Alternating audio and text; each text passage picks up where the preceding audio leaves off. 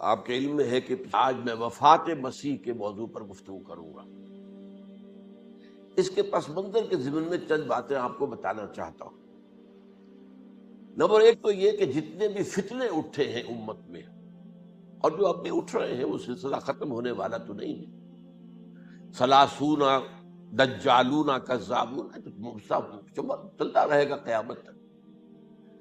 تو ان میں ایک مشترک بات یہ ہوتی ہے کہ وہ کسی ایسے مسئلے کو جس پر کہ موجودۃ الوقت حالات جو ہوتے ہیں ان کے مطابق فضا سازگار ہوتی ہے، اور اس کا کوئی جذباتی پہلو بھی ہوتا ہے، لیکن جو امت کے اجماع کے خلاف ہوتا ہے اس پر ڈیرا لگاتے ہیں، اس پر گفتگو کرتے ہیں، اس کو لوگوں کے منوا لیتے ہیں۔ اس کا نتیجہ کیا ہوتا ہے کہ چونکہ وہ چیز مجمع علیہ ہوتی ہے، امت کا اجماع ہے 1400 برس سے، اب اگر اس شے کو انہوں نے غلط ثابت کر دیا اپنے ذوق میں، اور عام لوگوں سے کہ جو صاحب علم نہیں ہے، کہ جو نہیں سمجھ سکتے بات کو، اسے منوا لیا، اس کا مطلب ہے کہ اب اس شخص کے معتقد ہو گئے اور اسلاف سے منحرف ہو گئے کہ یہ تو بے وقوف سے سب لوگ، یہ سارے ہمارے علماء، یہ سارے محدثین، یہ سارے مفسرین، یہ سب بے وقوف تھے، یہ بات بھی نہیں کر سکے۔ یہ ہے وہ شخص، یہ مجدد وقت ہے جس نے یہ بات کہی۔ اس کی ایک مثال یہ ہے وفات مسیح کا معاملہ۔ اس کی ایک مثال میں آپ کو دیتا ہوں، ایک دوسرا فطرہ، وہ بھی غلام احمد کے نام سے شروع ہوا، غلام احمد پرویز۔ وہ یتیم پوتے کی وراثت کا یہ مسئلہ لے کر کھڑا ہو گیا۔ جیسے یہ غلام احمد قادیانی وفات مسیح کا کیسے ہو سکتا ہے کہ ہمارے نبی جو ہے وہ تو فوت ہو کر زیر زمین دفن ہو گئے، اور یہ عیسیٰ جو ہے یہ آسمان پر اٹھا لیے، کیسے ممکن ہے؟ اب ظاہر بات ہے عام آدمی جو ہے مسلمان، جس کی حضور سے محبت ہے، حضور کی دل میں تعظیم ہے، عظمت ہے، عقیدت ہے، وہ اس جال میں پھنس جائے گا۔ پھر وہ اپنے دلائل کے ساتھ اس کو جو ہے وہ، اور چونکہ ماحول بھی جو میں سب عرض کروں گا کہ اس کے موافق ہو جاتا ہے اس وقت۔ غلام احمد پرویز نے کیا کہ یتیم پوتے کا مسئلہ، اب یہ اجماع ہے، اگر کسی شخص کا کوئی بیٹا اس کی زندگی میں فوت ہو جائے تو اس کا وراثت میں حصہ نہیں ہوتا، وراثت ہوتی ہے انہی میں جو اس کی موت کے وقت موجود، بیٹے ہوں بیٹیاں ہوں۔ اب اگر جو فوت شدہ بیٹا ہے اس کے کوئی یتیم بچے ہیں تو اب اس میں بڑی ایک جو ہے دلیل، اور دیکھیے جی یتیم بچے بیچارے وہ محروم ہو گئے، یتیم بچوں کا تو زیادہ حق ہونا چاہیے۔ تو یہ تو اب قانون جو ہے، اگر یہ اس پر اجماع ہے تو پھر وہی بات کہ یہ سب بے وقوف لوگ تھے، اور یہ تو بڑے سخت دل اور سنگ دل لوگ تھے جنہوں نے یہ بات گھڑ رکھی ہے۔ یہ میں نے آپ کو دو مثالیں دے دی۔ اب ظاہر بات ہے کہ جو اسلام کا قانون میراث ہے، قانون وراثت ہے، اس کے کچھ بنیادیں ہیں، اس کے کچھ اصول ہیں، ان اصولوں پر وہ کھڑا ہے، اور اس کے مطابق جو فیصلہ ہے وہ ہے۔ تو بہرحال یہ میں نے آپ کو مثال دی ہے کہ کسی ایسے مسئلے کو لے کر اس پر ڈیرا لگا لینا، مورچہ بنا لینا، اس سے اپنی عقیدت پیدا کر لینا، اسلاف سے برگشتہ کر دینا کہ یہ کوئی لوگ سمجھدار نہیں تھے، یہ بے وقوف لوگ تھے، جاہل لوگ تھے۔ اچھا، اب اسی پس منظر میں سمجھیے کہ 19ویں صدی کے اواخر میں کیا صورتحال ہندوستان میں ہو گئی تھی۔ انگریز آ گیا تھا، اور 1857 کے بعد اس کی براہ راست حکومت قائم ہو گئی تھی۔ اس سے پہلے 1757 سے 1857 تک جو بھی حکومت تھی، ایک تو پورے ہندوستان پر نہیں تھی، لیکن یہ کہ جو بھی تھی وہ ایسٹ انڈیا کمپنی کی تھی، تاج برطانیہ کی نہیں تھی۔ 1857 کے بعد حکومت قائم ہو گئی۔ اب ظاہر بات ہے کہ جب انگریزوں نے فتح کیا ہمیں تو ہم پر روب طاری ہوا کہ نہیں۔ پھر جو زندہ قومیں ہوتی ہیں ان میں کچھ اچھے اوصاف ہوتے ہیں، ان کے اندر فرض شناسی ہے، ان میں دیانت داری ہے۔ انگریز ڈپٹی کمشنر تھا، 9 بجے کا وقت ہے تو ٹھیک 9 بجے دفتر میں موجود ہوگا۔ ہمارے لوگ جو آ رہے ہیں لیٹ آرام سے، لیکن یہ ہے کہ ان کی یہ چیزیں جو ہوتی تھی، پھر بات اگر کی ہے تو اس کو پورا کیا ہے، اس حوالے سے ان کا روب ہوتا ہے۔ اسی طور پر اس زمانے میں ایک صورت یہ پیدا ہو گئی کہ نیوٹن کی فزکس آ گئی، اور معلوم ہوا کہ یہ تو گویا کہ آسمان کی وحی سے بھی زیادہ معتبر ہے۔ سائنس سے جو بات ثابت ہو جائے بس وہ حق ہے، اور جو ثابت نہ ہو سکے وہ ایسے ہی ہیں، وہ تو گویا کہ اوہام ہیں، ان کی کوئی حیثیت نہیں۔ اب اس ضمن میں کیا ہوا، اس وقت جو ہے سر سید احمد خان ایک شخصیت ابھری، انہوں نے جب دیکھا کہ اسلام کی بہت سی چیزیں جو ہیں وہ سائنٹیفک جو انداز فکر ہے اس میں فٹ نہیں بیٹھتی. یہ فرشتے کس بلا کا نام ہے؟ سائنس تو نہیں بتاتی اب. لہذا انہوں نے کہا فرشتہ کوئی نہیں ہے. یہ فورسز آف دی نیچر کو فرشتہ کہہ دیا گیا. یہ جن کیا بلا ہوتے؟ کوئی جن ون نہیں ہے. وہ تو سائنس کی اس میں تو نہیں آتے، دکھائی نہیں دیتے، کوئی جن نہیں. یہ تو جو مشتعل مزاج کے لوگ ہوتے ہیں انسان، ان کو جن کہہ دیا گیا کہ وہ آگ سے پیدا ہوئے. جیسے ہم کہہ دیتے ہیں فلاں شخص غصے میں آگ بگولا ہو گیا، تو آگ تھوڑی ہو جاتا. یہ تو استعارہ ہے. اس طرح یہ جو معجزات ہیں یہ کوئی شے نہیں، ان کی بھی فزیکل توجیحات. یہ حضرت موسیٰ جب پار ہوئے اپنی قوم کو لے کر سمندر کے، تو یہ کوئی معجزہ نہیں تھا. یہ کوئی حضرت موسیٰ کی ضرب کی وجہ سے پھٹا نہیں تھا سمندر، بلکہ وہ تو مد و جزر کا معاملہ تھا. جس وقت سمندر اترا ہوا تھا، جزر میں تھا، تو موسیٰ اپنی قوم کو لے کر گزر گئے. جب فرعون آیا اپنے لشکر کے ساتھ تو سمندر مد پر آ گیا، چڑھ آیا، لہذا وہ ہلاک ہوئے. تو معجزات کا انکار، ان تمام کے اندر ایسی فضا پیدا ہو گئی تھی کہ جو عقلی اور سائنٹیفک، عقلی سے آگے بڑھ کر، ایک تو عقلی ہوتا منطقی، ایک ہے عقلی سائنٹیفک، کہ اس کے حوالے سے جو چیز اسلام کی فٹ نہیں بیٹھی. جیسے کہ آپ کہتے ہیں round peg in a square hole اور square peg in a round hole. اب اسکوئر پیگ ہے، راؤنڈ ہول ہے، تو آپ کو اس کے کونے تراشنے پڑیں گے تب وہ اس ہول میں جائے گا. لہذا انہوں نے وہ کونے تراشے، اسی کے طرز پر پھر چلے ہیں.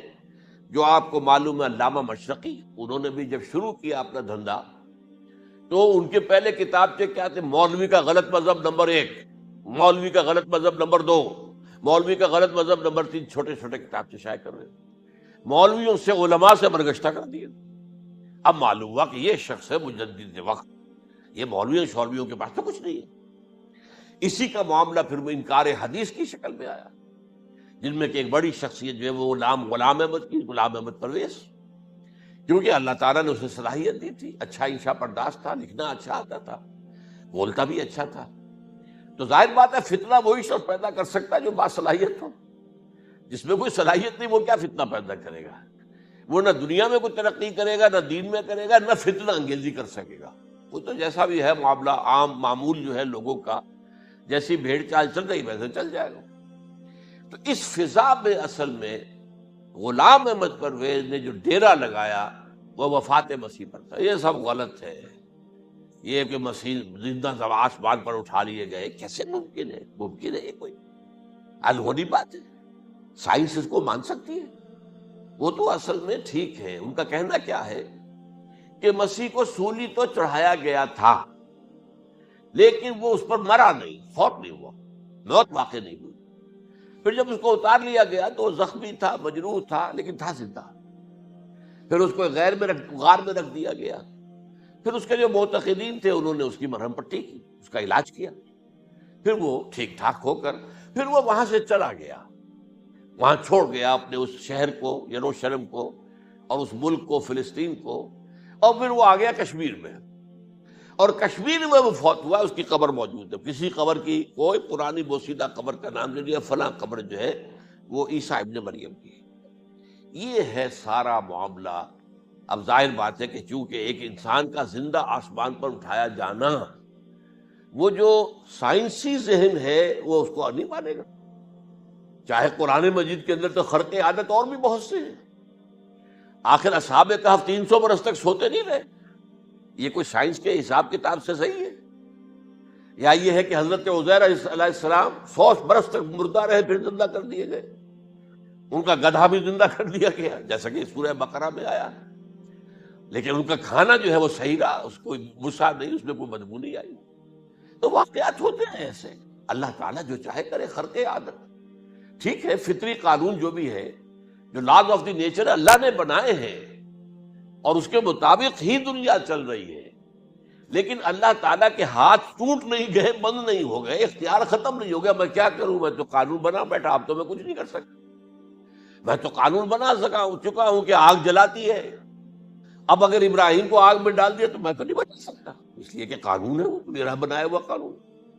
لیکن ہم یہ سمجھتے ہیں ہمارا ایمان ہے اللہ تعالیٰ جو ہے وہ قادر مطلق ہے، وہ جب چاہے اپنے ہی بنائے ہوئے کسی قانون کو توڑے. اسی کو کہتے ہیں خرق عادت. خرق کے معنی ہوتا ہے پاڑ دینا، توڑ دینا. جیسے کہ وہ سورہ کہف میں لفظ آتا ہے کہ وہ حضرت موسیٰ کو جن کے پاس بھیجا گیا تھا بزرگ کے پاس، انہوں نے اس کشتی کا جس میں وہ سوار تھے اس کا ایک تختہ پھاڑ دیا، توڑ دیا، خرقہ. تو خرق عادت، عادت سے مراد کیا؟ عام عادی قانون، laws, physical laws, chemical laws جو بھی دنیا میں چل رہا ہے، بایولوجیکل لاز، ان کو جب چاہے اللہ توڑے اور اپنی خصوصی مشیت کا اس کے اندر اظہار کر دے. اب اس سلسلے میں جو میں نے آیات آپ کو سنائی ہیں اور اسی طرح کی کچھ اور آیات بھی ہیں، ان میں قادیانی نے اور قادیانیوں نے اصل ڈیرا لگایا ہے لفظ وفات پر. اصل میں یہ لفظ کیا ہے جو لوگ عربی زبان سے واقف نہیں، ان کو بڑی آسانی، وفات وفات وفات، یہ تو آ گیا. توفیتو، توفیتا، متوفی کا، اے موسیٰ میں تمہیں وفات دے دوں گا. اے اللہ جب تو نے مجھے وفات دے دی، تو وفات تو قرآن میں ہے. پھر اس کے ہوتے ہوئے یہ مفسرین کو کیا ہو گیا؟ ان کا دماغ خراب ہو گیا تھا. یہ تمام محدثین جو ہیں اتنی عقل بھی نہیں تھی. تو یہ وہ بات جو میں پہلے بیان کر چکا ہوں. اب میں آپ کو بتاتا ہوں اصل میں عربی زبان کا قاعدہ. عربی زبان کے اندر ایک سے حرفی روٹ ہوتا ہے، اس سے الفاظ بنتے چلے جاتے ہیں. مختلف کھانوں میں پانی ہے، پانی کو آپ نے گلاس میں ڈال دیا، کوئی اور شیپ ہو گئی. کپ میں ڈالا، کوئی اور شیپ ہو گئی. اب تشت میں ڈالا، کوئی اور شیپ ہو گئی. شیپ تو بدل جائے گی، ہے تو وہی کا وہی پانی. تو اسی طریقے سے مثلاً میں مثال دے رہا ہوں آپ کو. علم یعلم، علم، کسی شے کو جان لیا.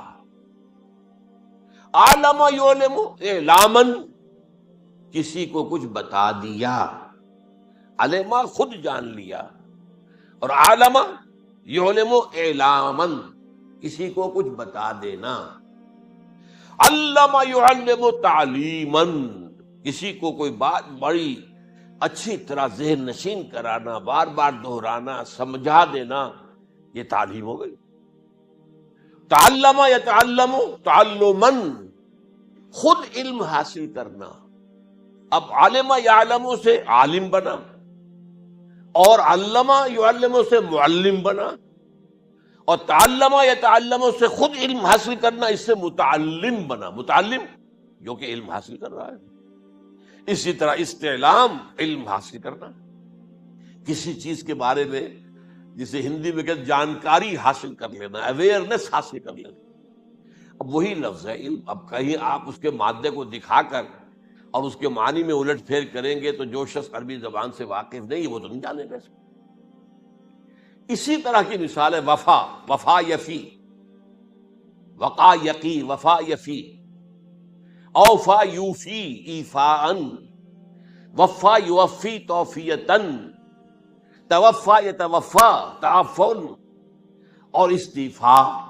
یہ اسی طریقے سے میں نے مثال آپ کو دے دی. وفا یفی کے مادے سے اس مصدر سے کوئی لفظ قرآن میں نہیں آیا، لیکن اردو میں آپ کو معلوم ہے نا بڑا پیارا مصرع ہے. وہ وعدہ ہی کیا جو وفا ہو گیا. بھائی وعدہ وفا کرو، وعدہ پورا کرو. اس کے معنی ہے پورا کر دینا، کسی کو کوئی چیز پوری دے دینا. اور اس کے بعد اوفا یوفی، اس کے معنی بھی وہی ہے، بھرپور. اس سے بنے گا اوفو بعہدی اوف بعہدکم. یہ جو سورہ بقرہ کے 5ویں رکوع میں آیا ہے، یہودیوں تم میرے عہد کو پورا کرو تو میں تمہارے عہد کو پورا کروں گا. تم میرے عہد کو پورا کرو. میں نے تم سے عہد لیا تھا کہ جو رسول نبی امی آئیں گے، نبی رسول امی، اس کو تمہیں ماننا ہے، اس کا ساتھ دینا ہے. اوفو بعہدی، اب اس عہد کو پورا کرو. اوف بعہدکم، تو میں تمہارے ساتھ برکات خیرات جیسی پہلے رہی ابھی باقی رکھوں گا. وفا یوفی، پورے اہتمام سے پورا کر دینا، کسی کو دے دینا چیز پورے اہتمام کے ساتھ. جیسے علم یعلم، پورے اہتمام کے ساتھ درجہ بدرجہ ایک بات ذہن نشین کرنا. یوفی، اس کا جیسے وَإِبْرَاهِيمَ الَّذِي وَفَّى، ذرا اس ابراہیم کا تذکرہ کرو جس نے سارے تقاضے جو اللہ کے تھے پورے کر دیے، بھرپور. جو امتحان آیا اس میں وہ ثابت قدم نکلے. توفا یا توفا، یہ آیا کسی شے کو پورا پورا لے لینا. اب ایک ہے پورا پورا دے دینا، ایک ہے پورا پورا لے لینا، ایک ہے کسی کو علم دینا، علم یعلم تعلیما، کسی کو پورا دینا، وفا یوفی توفیتن، کسی سے علم حاصل کرنا، تعلم یتعلم تعلما، کسی سے پورا پورا لے لینا ہے، توفا یتوفی، اور اسی طرح استیفاء، کسی سے پورا لے لینا۔ یہ لفظ آیا ہے ویل للمطففین الذین اذا اکتالوا علی الناس یستوفون واذا کالوہم ووزنوہم یخسرون۔ ہلاکت و بربادی ہے ان ڈنڈی مارنے والوں کے لیے جو جب تول کر لیتے ہیں تو پورا لیتے ہیں، اور جب دیتے ہیں تو اس میں کمی کر دیتے ہیں، ڈنڈی مار جاتے ہیں۔ الا یظن اولئک انہم مبعوثون، کیا انہیں یاد نہیں رہا ہے کہ یہ دوبارہ اٹھائے جائیں گے، اللہ کے سامنے کھڑے ہوں گے، حساب ہوگا پورا پورا، پیسے پیسے کا۔ تو یہ میں نے آپ کو اس گردان سے بتا دیا کہ ایک ہی لفظ جو ہے وہ کتنے معنی دے رہا ہے۔ مادہ ایک ہے، وفا یوفی پورا کر دینا، اوفا یوفی پورا کر دینا، لیکن توفا یتوفی پورا لے لینا، استیفاء پورا لینا، اذا اکتالوا علی الناس یستوفون واذا کالوہم ووزنوہم یخسرون۔ اب دیکھیے اس میں قرآن مجید جو ہے اس کے ضمن میں سب سے جو فیصلہ کن آیت ہے وہ سورہ زمر کی ہے، اور یہ جو میں نے پچھلی مرتبہ بھی آپ سے کہا تھا، لا یاتیہ الباطل من بین یدیہ ولا من خلفہ، قرآن پر باطل حملہ آور ہو ہی نہیں سکتا، نہ سامنے سے نہ پیچھے سے۔ اب دیکھیے یہ ساری آیتیں جن میں حضرت مسیح کا ذکر ہے اور وفات کا لفظ جو ہے مختلف صورتوں میں استعمال ہوا ہے، اس میں سورہ زمر جو کہ مکی صورت ہے اس میں ہے وہ کانٹے دار آیت جس سے مسئلہ حل ہوتا ہے۔ وہ کیا ہے؟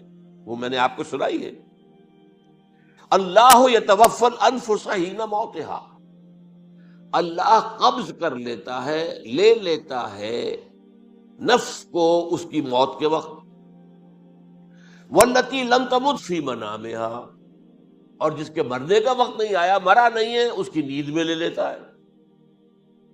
فیمسک التی قطع علیہ الموت، تو جس پر موت کا فیصلہ ہو چکا ہے اس کو تو روکے رکھا ہے، موت کے وقت لیا اور روکے رکھا، اور ویرسل الاخری الی اجل مسمی، اور جو دوسرے ہیں جن کی موت کا وقت نہیں آیا ان کو مؤخر کر دیتا ہے، واپس کر دیتا ہے، لوٹا دیتا ہے۔ سوال یہ، نیند میں کیا چیز اللہ لیتا ہے؟ کیا جان لیتا ہے؟ جائز بات نہیں، شعور نہیں چلا۔ ایک ہے انسان کا شعور، وہی تو سب سے اعلیٰ شے ہے، سب سے اونچی چیز تو وہی ہے۔ یہ شعور ختم ہو گیا تو انسان کہاں رہا؟ اس کے نیچے جو کچھ ہے وہ تحت شعور ہے، سب کانشیس مائنڈ۔ تو خواب واب جو ہوتے ہیں وہ سب کانشیس مائنڈ کے ہوتے ہیں، وہ کانشیس مائنڈ کے تو نہیں ہوتے۔ جو کانشیسنس ہے، شعور جو ہے، اور خاص طور پر خود شعوری، وہ نیند میں اللہ سلب کر لیتا ہے۔ تو محض شعور کے لیے بھی وفات کا لفظ آ گیا۔ ابھی تو جان یہی ہے، جو سویا ہوا ہے وہ مرا تو نہیں ہے، زندہ ہے۔ البتہ جب جس کو ہم موت کہتے ہیں وقت آیا تو شعور بھی لے لیا، جان بھی لے لی، دو چیزیں لے لی۔ حضرت عیسیٰ پر پورا اطلاق ہوا، مجسم عیسیٰ کو لے لیا، شعور بھی لے لیا، جان بھی لے لی اور بدن بھی لے لیا۔ تو گویا کہ لفظ توفا کا کامل اطلاق تو صرف عیسیٰ پر ہو رہا ہے۔ ہم جب مرتے ہیں تو ہمارا جسم تو یہی رہتا ہے، وہ تو گیا قبر میں، پورا قبض نہیں کیا اس نے، پوری شے کو اپنے قبضے میں نہیں لیا، جسم تو یہی ہے۔ لیکن یہ کہ موت کے اندر ظاہر بات ہے کہ جان گئی، اور جان ہی ایسا چیز ہے، جب جان نکل گئی تو یہ کیا ہے؟ یہ تو یوں سمجھیے کہ اب ایسی چیزیں جلدی سے قبر میں دبا دو ورنہ یہ سڑے گی، گل جائے گی، اور قبر میں بھی کیا ہوگا؟ کیڑے ویڑے کھائیں گے، ختم کریں گے، الا ماشاءاللہ جس کو اللہ چاہے۔ انبیاء کرام اور شہداء کی جسموں کو اللہ تعالیٰ نے محفوظ رکھا ہوا ہے، واللہ اعلم۔ تو اس اعتبار سے تو اب توفا، اللہ یتوفی الانفس حین موتہا، اب لفظ کا لفظ دیکھیے، یہ قرآن مجید میں نہ معلوم کتنے معنی میں آیا۔ ایک تو پورا وجود کسی کا یہ نفس ہے، میرا نفس، نفسی نفسی نفسی، کیا ہوگا جب قیامت کے دن ہم بول رہے ہوں گے؟ اور جو اللہ کے لیے بھی لفظ آ گیا نفس، نفس کے معنی ہم جب بولتے ہیں عام طور پہ تو وہ تو برے سچ میں بولتے ہیں بھائی یہ نفسانی تقاضے ہیں، ان کو ذرا دبا کے رکھو، لیکن یہ نفس یحذرکم اللہ نفسہ، اللہ تمہیں ڈراتا ہے اپنے آپ سے، یعنی اللہ اپنی ذات سے ڈراتا ہے کہ وہ جہاں رؤوف اور رحیم ہے وہاں پر وہ عذاب دینے والا بھی ہے، انتقام بھی لیتا ہے، شدید العقاب بھی ہے۔ تو یہ بھی ہو گیا نفس۔ پھر نفس جو ہے ہم اس کو بھی کہہ دیتے ہیں، جو کہ نفس کی ایک کیفیت ہے خاص، نفس لوامہ، نفس امارہ، نفس مطمئنہ، یا ایتھا النفس المطمئنہ ارجعی الی ربک راضیۃ مرضیہ۔ تو یہاں پر کیا ہے؟ نفس سے مراد پہلا جو ٹکڑا ہے اللہ یتوفی الانفس حین موتہا، شعور جو ہے اس پر لفظ نفس کا اطلاق ہوا، اور جب موت ہوتی ہے تو شعور کے ساتھ جان بھی اس کے اندر شامل، وہ نفس کا اطلاق ہو گیا اس پر بھی۔ اور اصل میں لفظ توفا جو ہے اس کا حقیقی مفہوم اگر پورا ہوا ہے اس معنی میں کہ پورا کا پورا لے لینا، تو وہ تو صرف حضرت مسیح علیہ السلام کے بارے میں ہے۔ شعور جمع جان جمع جسم، وہ سب کے سب اللہ تعالیٰ نے۔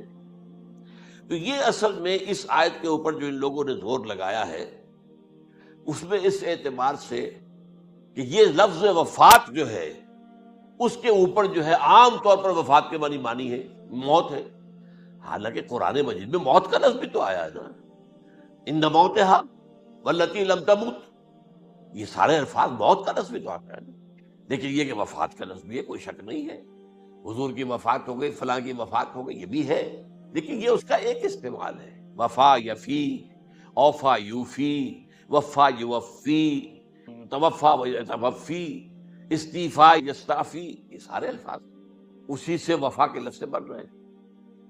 اب یہ کہ اس کے ضمن میں عقلی بات آپ کے سامنے رکھنا چاہتا ہوں، یہ تو میں نے آپ کے سامنے اس لفظ کے حوالے سے، کیونکہ سارا ڈیرا اس لفظ پر ہے ان کا۔ دیکھیے پہلی بات عقلی طور پر یہ ہے جو قرآن سے ثابت ہے، رسول کبھی قتل نہیں ہو سکتا اور رسول کبھی مغلوب نہیں ہو سکتا۔ اس میں فرق ہے نبی اور رسول کا، نبی قتل ہو سکتا ہے، رسول قتل نہیں ہو سکتا۔ اب یہ علیحدہ بحث ہے، نبی کون ہوتا ہے، رسول کون ہوتا ہے۔ اس میں جو اجماع ہے تمام امت کا وہ کیا ہے کہ رسول خاص ہے، نبی عام ہے۔ نبی بہت آئے ہیں، 1.25 لاکھ آئے ہیں بعض روایات کی روح سے، رسول بہت تھوڑے 313 آئے ہیں۔ قرآن مجید میں یوں سمجھیے کہ 20 کے قریب تو انبیاء کا ذکر ہے، اور 5-7 ہیں جو رسول ہیں۔ حضرت نوح رسول ہیں، آدم تو رسول نہیں تھے، نبی تو تھے۔ حضرت شیش رسول تو نہیں تھے، نبی تو تھے۔ حضرت ادریس رسول تو نہیں تھے، نبی تو تھے۔ نبی تو رسول جو ہے پہلے وہ تو حضرت نوح ہے۔ تو اس طریقے حضرت جو ہود ہیں، پھر حضرت صالح ہیں۔ اس حوالے سے نبی اور رسول کے فرق کو سمجھیے تو قرآن کہتا ہے کتب اللہ لاغلبن انا ورسلی، اللہ نے طے کر دیا ہے، لکھ دیا ہے، میں اور میرے رسول غالب آ کر رہیں گے، رسول مغلوب نہیں ہو سکتا۔ نمبر 2، وَلَقَدْ سَبَقَتْ كَلِمَتُنَا لِعِبَادِنَا الْمُرْسَلِينَ أَنَّهُمْ هُمُ الْمَنْصُورُونَ وَأَنَّ جُنْدَنَا لَهُمُ الْغَالِبُونَ۔ یہ بات ہمارے طرف سے طے کی جا چکی ہے، پہلے سے طے ہو چکی ہے، پہلے سے معین قانون ہے اپنے ان رسولوں کے بارے میں جنہیں ہم نے بھیجا ہو، رسولوں کے بارے، نبیوں کے بارے میں نہیں، کہ وہی منصور ہوں گے، ان کی مدد کی جائے گی لا محالہ، اور ہمارا جو لشکر ہوگا یعنی رسول کے ساتھ جو لوگ ہوں گے وہ اللہ کا لشکر ہے، وہ حزب اللہ ہے۔ وَأَنَّ جُنْدَنَا لَهُمُ الْغَالِبُونَ، لازماً وہ غالب ہو کر رہیں گے۔ یہ 2 چیزیں جو ہے قرآن مجید کے اندر، یہ 2 آیات نص سے قطعی ہے کہ رسول کبھی مغلوب نہیں ہو سکتا، رسول کبھی قتل نہیں ہو سکتا۔ اب عجیب بات دیکھیے سورہ آل عمران میں، کیونکہ حضرت عیسیٰ کے ساتھ حضرت یحییٰ بھی موجود ہے۔ حضرت یحییٰ حضرت مریم کے خالہ زاد بھائی تھے، حضرت زکریا کے بیٹے تھے۔ سورہ آل عمران اور سورہ مریم دونوں میں آپ دیکھتے ہیں کہ پہلے یحییٰ کا ذکر ہوتا ہے، پھر عیسیٰ کا ذکر ہوتا ہے۔ یہ ہم عصر بھی تھے، لیکن یہ کہ سینئر تھے حضرت یحییٰ۔ لیکن حضرت یحییٰ کی مدح قرآن کرتے کرتے آخری بات کیا کہتا ہے، نبیم من الصالحین، لفظ رسول نہیں آیا ان کے لیے. اور وہیں سائملٹینیس کنٹراسٹ ہے سورہ آل عمران میں حضرت عیسیٰ کے لیے، وہ سارے ان کی مدح، رسولاً الی بنی اسرائیل، وہ رسول تھے اور وہ نبی تھے. نبی قتل ہو گئے، ایک آبرو باختہ لڑکی کی فرمائش پر قتل کر دیا. ایک ڈانسر، اس پر بادشاہ اس وقت جو تھا، وہ بادشاہ کیا تھا، وہ ایسے بادشاہ ہوتے تھے اس زمانے میں جیسے ہمارے ہاں بھاولپور کے جو ہے نواب ہے، بادشاہ تو انگریز تھا، حکومت تو اس کی تھی، لیکن ایک اٹانومی سی دے رکھی تھی. راجے جو ہے، راجا صاحب ہیں، مہاراجا ہیں، یہ راجے مہاراجے اور نواب جو ہوتے تھے یہ ایک اٹانومی تھی. باقی یہ کہ اصل میں تو بادشاہ جو ہے تو انگریز کی تھی. تو اسی طرح کی ایک اٹانومی جو ہے، حکومت وہاں اس وقت تھی اصل میں رومیوں کی. اس کا گورنر وہاں موجود تھا، پائلیٹس پونٹس. لیکن یہ کہ انہوں نے یہودیوں کو ایک مذہبی آٹونومی دے رکھی تھی. چنانچہ ہیڈرن ان کا ادارہ تھا، دارالقضاء، جہاں چوٹی کے ان کے فقہاء اور لیڈر جو تھے، ربائی، وہ بیٹھتے تھے اور فیصلے کرتے تھے. کسی مذہبی معاملے میں جو فیصلہ وہ کر دیتے تھے، یہ ان میں معاہدہ تھا. وہ فیصلہ جو ہے وہ پھر ایگزیکیوٹ کیا جائے گا، وہ فیصلہ آخری ہوگا ان کا. وہ خود تو سزا نہیں دے سکتے، سزا تو گورنر دے گا.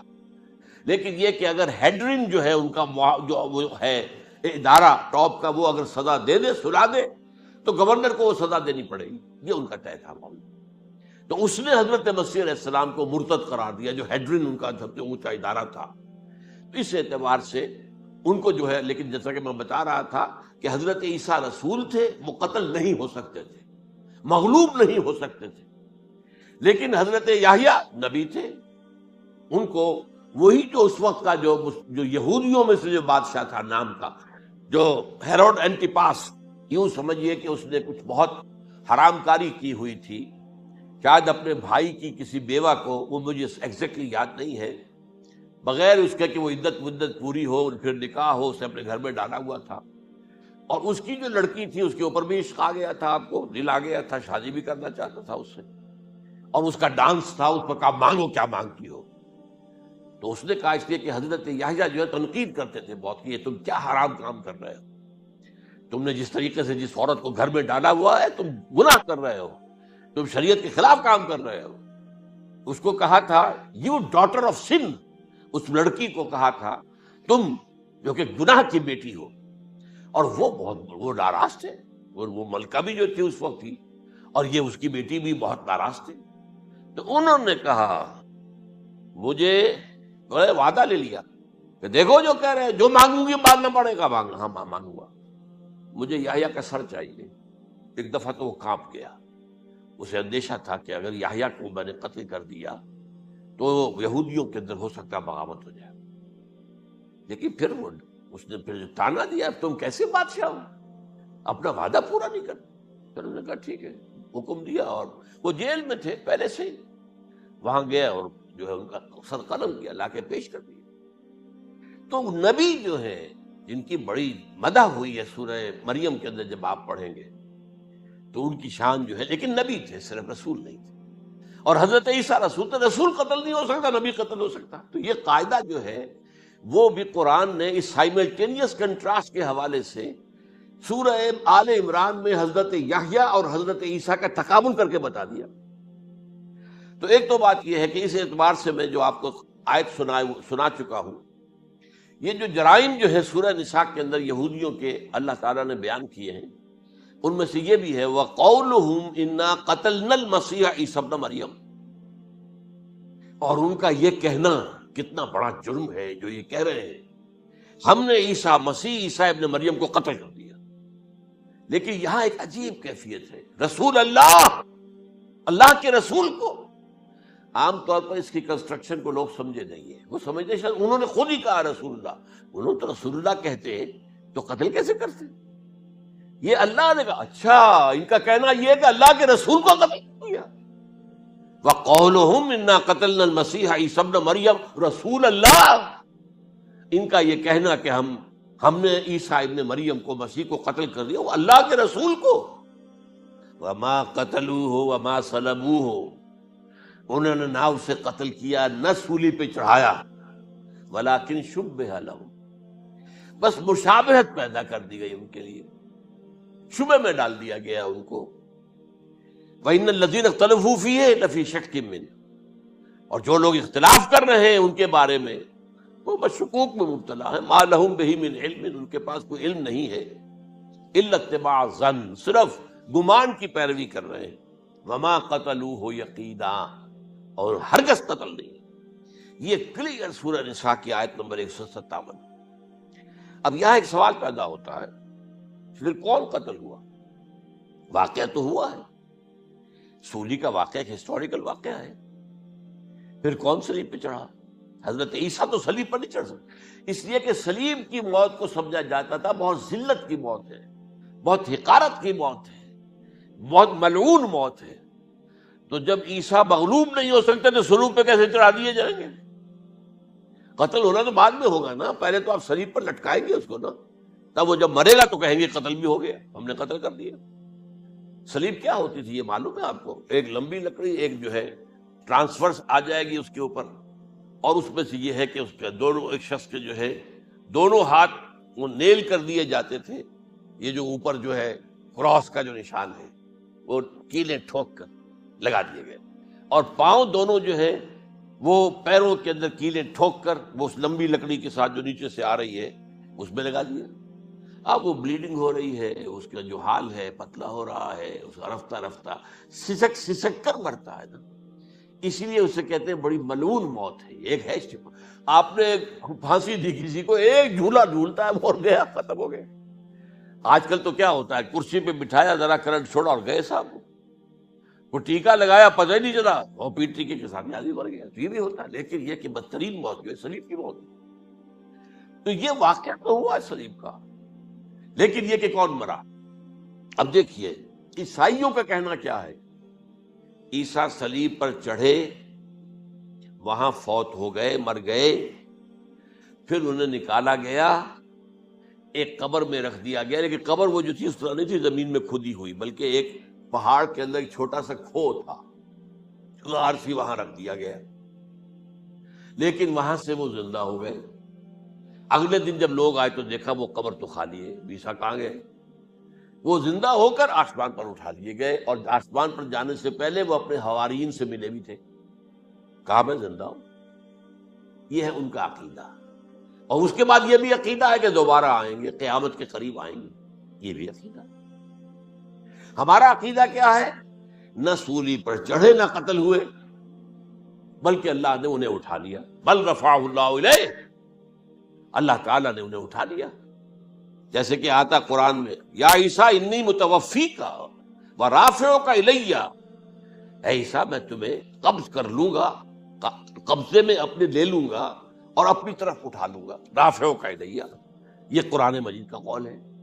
अलबत्ता ये हमारा भी अकीदा है कि वो दोबारा आएंगे। व इन्नहु लइल्मुल लिस्साअह, वो क़यामत की एक अजीम तरीन निशानी होंगे कि जब वो आएंगे, और उसके बाद जो है या जो एंटी क्राइस्ट होगा, कि जो कि झूठा ईसा होगा, झूठा दावा करेगा, जिसे कि मसीह दज्जाल कहा गया, उसके साथ मुकाबला होगा, उसे कत्ल करेंगे, और तमाम यहूदी उसके बाद कत्ल हो जाएंगे, जो भी उस वक्त तक कुफ्र पर कायम रहेंगे। अगर उनमें से कोई उस वक्त हजरत ईसा पर ईमान ले आए तो वो शायद बन जाए। बहरहाल ये है यहूद, इनका जो है कादियानियों का वो अकीदा क्या है?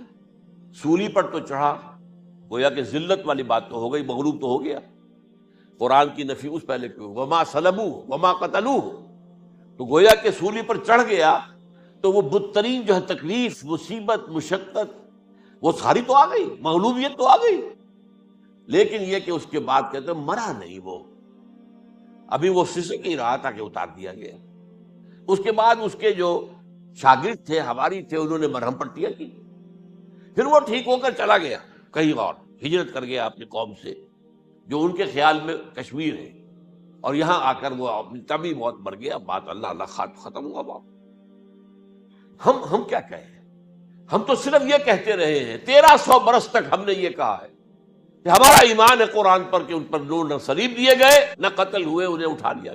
कब उठाया ये हमें मालूम नहीं था, किस मरहले पर उठाया ये हमें मालूम नहीं था, फिर सूली पर कौन चढ़ा ये हमें मालूम नहीं था।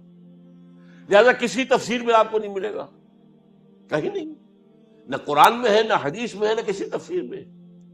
یہ تو پچھلی صدی کے دوران جو پوپ کی لائبریری ویٹیکان میں، اس سے ایک نسخہ برآمد ہوا، انجیل برنباس۔ اب یہ بھی آپ کو معلوم ہونا چاہیے کہ انجیلیں 104 تھیں، جن میں سے 4 جو ہے سلیکٹ کی گئی ہیں۔ 100 انجیلیں اور ہیں جنہیں وہ اپوکریفل کہتے ہیں، غیر مستند انجیلیں، اپوکریفل۔ اور یہ ہے کینونیکل، قانونی، یہ ہے کہ جو مستند ہیں 4۔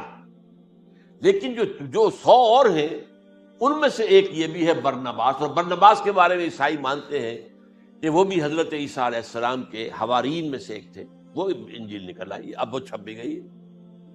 کراچی میں ایک ادارہ ہے، خاص طور پر باوانی جو سیٹ ہیں ان کا بنایا ہوا ادارہ ہے، تو وہی چھاپتے بھی ہیں۔ ایک زمانے میں تو کافی تقسیم بھی کر رہے تھے، اب مجھے معلوم نہیں۔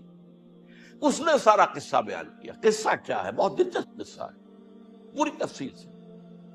ایک شخص جو کہ حضرت مسیح کے حواریین میں شامل ہو گیا، وہ تھا جیوڈاس اسکیریوٹ۔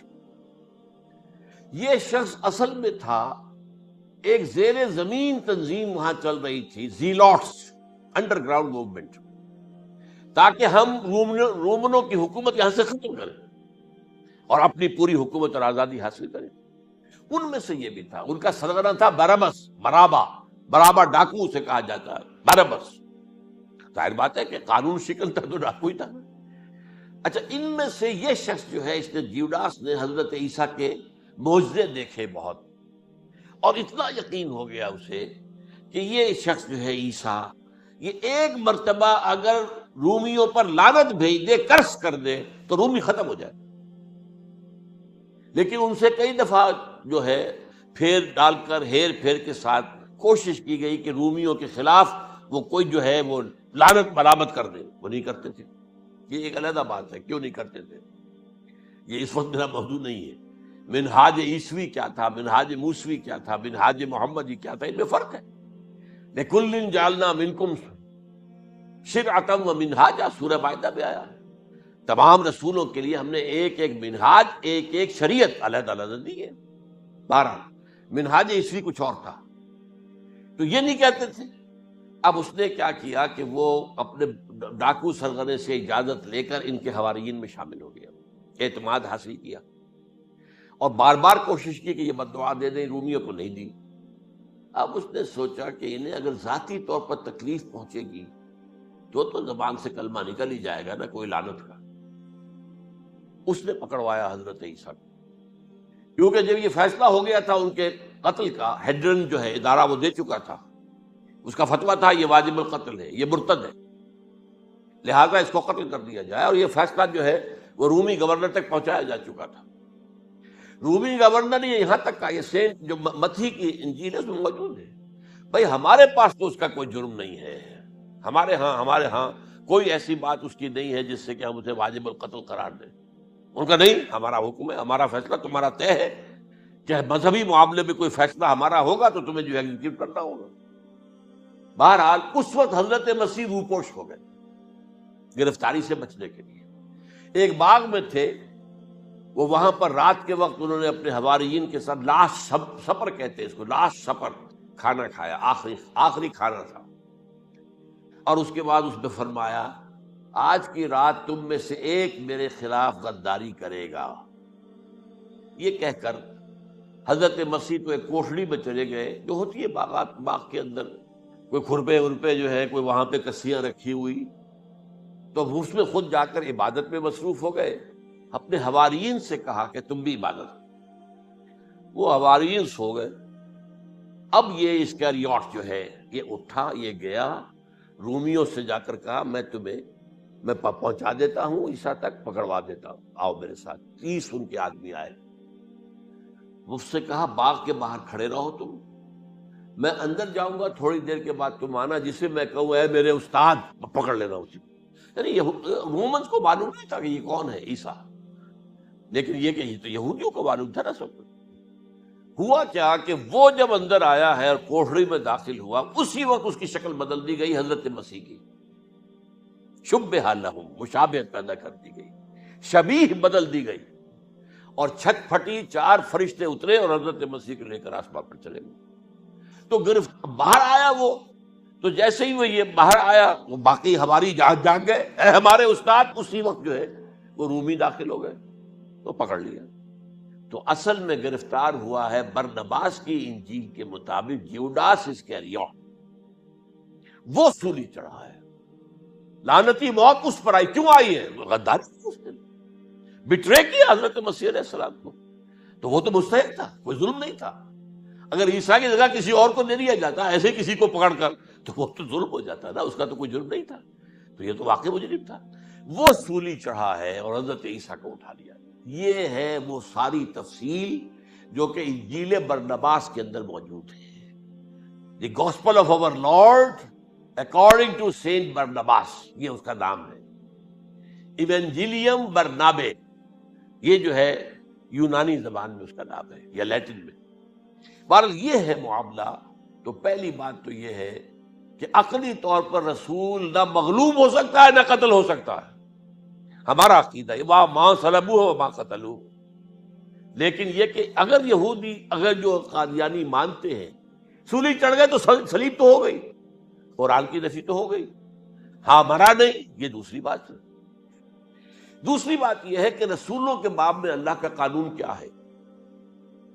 اگر کسی قوم کی طرف رسول کو بھیجا اور اس قوم نے بحیثیت مجموعی انکار کر دیا، رد کر دیا، ریجیکٹ کر دیا، پوری قوم ہلاک، اور رسول اور اس کے جو چند ساتھی ایمان لے آتے تھے وہ وہاں سے ہجرت کر کے چلے جاتے۔ لیکن ہجرت کر کے جاتے تھے تو اس کے بعد کسی اور مقام پر کریں گے اہل نظر تازہ بستیاں آباد، پھر وہاں پر ایک قوم انہوں نے جو ہے اپنا مرکز بنایا، ایک نئی امت کھڑی ہو گئی۔ اس کی سب سے بڑی مثال کیا ہے؟ قوم عاد ختم ہوئی حضرت ہود علیہ السلام کو ریجیکٹ کرنے کے باعث، ہلاک کر دی گئی۔ حضرت ہود علیہ السلام اپنے ساتھیوں کو لے کر، یہ قوم عاد تھی عرب کا جزیرہ نما عرب کے جنوبی علاقے کے اندر، جو اب صحرا ہے، بہت بدترین صحرا ہے، الربع الخالی جسے کہتے ہیں، خالی ہے، وہاں کوئی زندگی کے آثار ہے ہی نہیں، نہ کوئی پتیاں ہیں، نہ کوئی گھاس ہے، نہ کوئی انسان ہے، نہ کوئی حیوان، کچھ نہیں۔ الربع الخالی، بدترین صحرا ہے۔ وہ صحرا ایسا ہے کہ اس کے اندر کوئی چیز ٹکتی نہیں ہے، جو چیز اوپر ہوگی وہ دھستی چلی جائے گی، اندر چلی جائے گی۔ ورنہ عام صحرا کے اندر ریت کے اوپر اونٹ بھی چلتا ہے، انسان بھی چلتے ہیں، لیکن اس میں نہیں۔ تو یہاں پر قوم عاد جو ہے آباد تھی، اور اب جو ہے وہ سیٹلائٹ سے دیکھ لیا گیا ہے کہ قوم عاد کا جو بڑا بادشاہ تھا شداد، اس نے جو جنت بنائی تھی وہ موجود ہے زیر زمین، اسی صحرا کے نیچے دفن شدہ موجود، جس کو کہا گیا ہے الم تر کیف فعل ربک بعاد ارم ذات العماد التی لم یخلق مثلها فی البلاد۔ ایسے ایسے ستونوں والا جیسے پہلے دنیا میں بنے ہی نہیں تھے۔ وہ قوم عاد تھی، بڑی زبردست قوم تھی، قوم جبارین، لیکن یہ کہ اس کے بعد ہلاک ہو گئی۔ اب حضرت ہود اپنے مسلمان ساتھیوں کو لے کر نکل گئے، جزیرہ نما عرب کے مغربی کونے میں جا کر، شمال مغربی کونے میں آباد ہو گئے۔ وہاں ایک نئی قوم پیدا ہوئی، سمود۔ اب یہ اسلامی بستی بن گئی، لیکن اس کے اندر بھی پھر بعد میں زوال آیا، پھر وہاں نبی بھی آئے، لیکن اس کے بعد یہ کہ آخری رسول بھیجے گئے حضرت صالح، اور وہ بھی ہلاک ہوئے کیونکہ حضرت صالح کو انہوں نے رد کر دیا۔ تو یہ میں نے مثال دی ہے آپ کو کہ رسول جو ہے وہ وہاں سے اگر ہجرت کرتا ہے تو ہجرت کر کے وہ یہ نہیں جان بچا کے جا کے گمنامی میں کہیں مر گیا، وہ تو جا کر اپنے ساتھیوں کو لے کر جائے گا، اور جا کر جو ہے وہاں پر جو ہے ایک نئی جگہ پر آباد ہوگا، ایک نئی تہذیب ابھرے گی۔ تو یہ تو نہیں ہوا، یہ گمنام ہو کر آ کر کشمیر میں مر گیا تو اس کی کیا حیثیت ہوئی؟ حضرت عیسیٰ علیہ السلام یا تو اگر ہجرت کرتے، یا جب انہیں معلوم ہو گیا تھا کہ میرے قتل کا فتویٰ ہو گیا ہے، تو آپ وہاں سے ہجرت کر سکتے تھے، لیکن اپنے ساتھیوں کو تو لے کر جاتے نا، اپنے حواریین کو لے کر جاتے، اور کہتے ہیں 12 حواریین کے علاوہ اور بھی کوئی 70 کے قریب لوگ تھے جو ان پر ایمان لائے تھے، ان کو لے کر جاتے، کسی جگہ جا کر آپ آباد ہوتے، وہاں ایک نئی جو ہے بستی بنتی، وہاں مسلمانوں کی ایک آبادی ہوتی۔ تو ان میں سے تو کوئی شے بھی نہیں ہوئی، بات ہی ختم ہو گئی۔ لہذا عقلی طور پر بھی یہ بات ثابت نہیں ہو سکتی، خلاف عقل ہے، قرآن کے اصولوں کے خلاف ہے کہ وہ سولی چڑھے ہوں لیکن مرے نہ ہوں، پھر اتر گئے تو مرہم پٹی کر دی۔ اچھا، کیا رومنوں کو اور یہودیوں کو پتہ نہیں چلا کہ مریم پٹی ہو رہی ہے اس کی، اور عیسیٰ مرا نہیں ہے؟ اگر ان کے پتہ چل جاتا تو کیا وہ چھوڑ دیتے؟ اب مرہم پٹی کے بغیر تو 12 جو شخص سولی پر لٹکا رہا ہے وہ تو تقریباً مردہ ہی ہوتا ہے نا، وہ کہ چلیے ہو سکتا ہے کہ کوئی ایسا امکان ہو کہ اس کی نبض ابھی چل رہی ہو اور وہ اتار لیا جائے اور مرہم پٹی کر لی جائے تو بچ جائے، لیکن یہ کہ پھر اس کے بعد وہ اگر وہاں سے ہجرت کرتے تو وہاں سے وہ اپنے حواریین کو لے کر جاتے اور کسی نئی جگہ پر جا کر آباد ہوتے۔ ان دونوں اعتبارات سے یہ بات ناقابل قبول ہے، ناقابل یقین ہے۔ لیکن اسی مسئلے کو لے کر انہوں نے، جو جیسا کہ میں نے بتایا تھا، وفات ہو گئی، کیسے ہو سکتا ہے ہمارے نبی جو سید المرسلین ہے وہ تو زیر زمین دفن ہو گئے اور یہ جو آسمان پر اٹھا لیے گئے، یہ کیسے ہو سکتا ہے؟ بس اس کے اوپر عام لوگ جو ہیں وہ متاثر ہوئے، اور خاص طور پر وہ سائنٹیفک مائنڈ جو بن گیا تھا، تو چونکہ سائنس کے اس خاکے کے اندر وہ بات فٹ نہیں بیٹھتی، لہذا ان لوگوں نے اس کو قبول کیا۔ اب یہ کہ یہ جو واحد استثناء ہوا ہے یہ کسی اور کے ساتھ نہیں ہوا۔ ویسے حضرت مسیح کی پوری شخصیت مستثنیٰ ہے، بن باپ کے تو کوئی اور رسول پیدا ہوا ہی نہیں، نہ نبی پیدا ہوا۔ پھر وہ معجزے جو حضرت مسیح کو ملے کسی نبی کو نہیں ملے۔ حضرت صالح کو ایک ہی معجزہ ملا تھا نا ایسا کہ لوگوں نے کہا کہ تم یہ اس چٹان میں سے ابھی ایک گابن اونٹنی برآمد کر کے دکھا دو، وہ دکھا دی گئی، پھر ہلاک کر دیے گئے۔ لیکن جو اور معجزے حضرت مسیح کو دکھائے وہ بچپن میں بولے ہیں، گود میں تھے یا پگوڑے میں تھے، بولے ہیں انی عبد اللہ آتانی الکتاب وجعلنی نبیا۔ یہ بات نہ ہوتی تو حضرت مریم کے کیا حشر کرتی قوم کہ تمہاری بغیر شادی کے یہ کہاں سے لے آئی ہو تم، یہ تو ولد الزنا ہے۔ تو یہ سارا معاملہ جو ہے حضرت عیسیٰ بولے ہیں وہاں پہ، خود وہ بچہ بولا ہے۔ اب اس کے بعد بولنے کی لوگوں کے اندر کیا گنجائش تھی؟ زندہ کو مردہ کر دینا، ثم باذن اللہ، مردہ زندہ ہو گیا۔ اور تخلیق حیات، ایک پرندہ بنانا گارے کا، پھونک مارنا اور اڑتا ہوا پرندہ بن جائے، ایک کوڑی کے جسم پر ہاتھ پھیرنا اور کوڑ ختم، ایک مادرزاد اندھے کی آنکھوں پر ہاتھ پھیرنا اور بینائی آ گئی۔ یہ سارے معجزات، یہ مستثنیٰ شخصیت، ان کا یہ استثناء کیوں کیا گیا؟ یہ بڑی تلخ بات ہے، یہ یاد کر لیجیے۔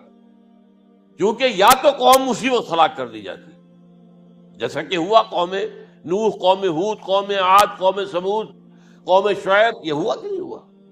اور صدوم اور عمورہ کی بستیاں جہاں حضرت لوط بھیجے گئے، اور آل فرعون جو ہلاک کیے گئے، یا تو پوری قوم ہلاک کی جاتی؟ نہیں، یہ یوں سمجھیے کہ اس پورے معاملے کو درمیان میں سے ایک وقفہ دے دیا گیا، حضرت عیسیٰ کو اٹھا لیا گیا، اور حضرت عیسیٰ دوبارہ آئیں گے۔ یہ کیوں کیا گیا؟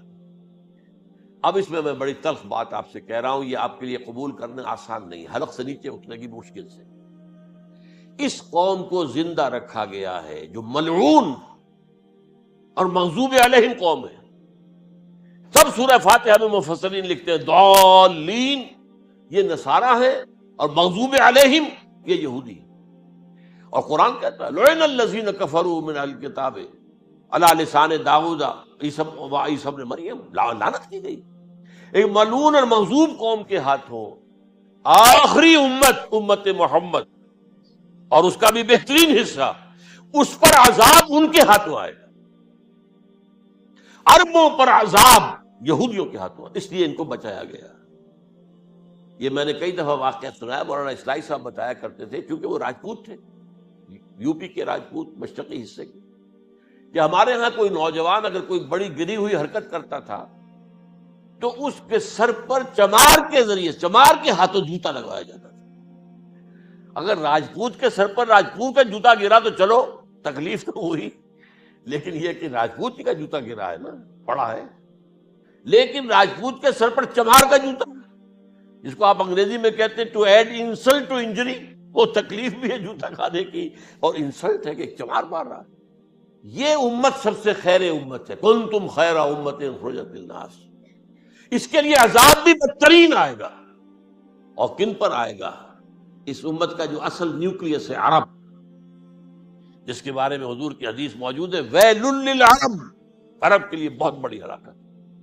اور آج ہماری نظر میں آ رہا ہے وہ ملعون اور مغضوب علیہم قوم، ان کے سینے کے اندر خنجر کی طرح بھونکی گئی ہے، اور 30 کروڑ کے قریب عرب بے حمیتی، بے غیرتی، بزدلی، کمزوری، ذلت، مسکرت کی مثال بنے ہوئے۔ کوئی بول سکتا ہے اس اسرائیل کے خلاف؟ کوئی بول سکتا ہے؟